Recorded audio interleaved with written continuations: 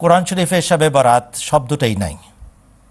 15ই শাবানের রাতে হযরত মুহাম্মদ মুস্তাফা সাল্লাল্লাহু আলাইহি ওয়াসাল্লাম তার বিছানায় অনুপস্থিত ছিলেন। হযরত আয়েশা সিদ্দিকা রাদিয়াল্লাহু আনহা জেগে উঠে দেখলেন তার প্রিয়তম স্বামী, তার প্রিয়তম ব্যক্তিত্ব অনুপস্থিত। উনি ভাবলেন হয়তো কোনো অন্য স্ত্রীর ঘরে গেছেন। তিনি খোঁজ করতে করতে দেখলেন কোনো বাড়িতে কোনো বাতি জ্বলছে না, তার মানে তিনি কোনো অন্যের ঘরে যাননি।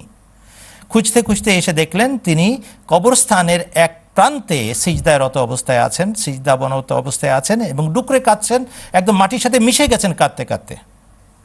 তাহলে জানা গেল 15ই শাবানের রাতে যদি কোনো শিক্ষা স্পেশালি দেওয়া হয়ে থাকে রাসূলুল্লাহ সাল্লাল্লাহু আলাইহি ওয়াসাল্লামের পক্ষ থেকে ইঙ্গিত হিসাবে, সেটা হচ্ছে উঠো এবং গোপনে তোমার আল্লাহর কাছে উপস্থিত হও এবং আল্লাহর কাছে কান্নাকাটি করো।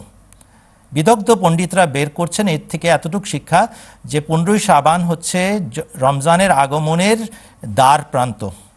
অতএব আল্লাহ রসুল সাল্লাল্লাহু আলাইহি ওয়াসাল্লাম রমজানের প্রস্তুতি হিসাবে এই রাতে বিশেষভাবে আল্লাহর কাছে কান্নাকাটি করতেন, হে আল্লাহ, আমার জন্য রমজান যেন মোবারক হয়, আমি যাতে রমজানের রোজা রাখতে পারি, আমাকে সেই সৌভাগ্য দান করো।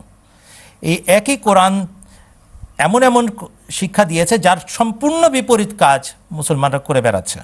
অতএব আপনার প্রশ্ন কেবল শবে বরাতের বিরুদ্ধে হওয়া উচিত না, শবে বরাতের বিষয়ে হওয়া উচিত না, ওই সমস্ত বিষয়ে একই উত্তর।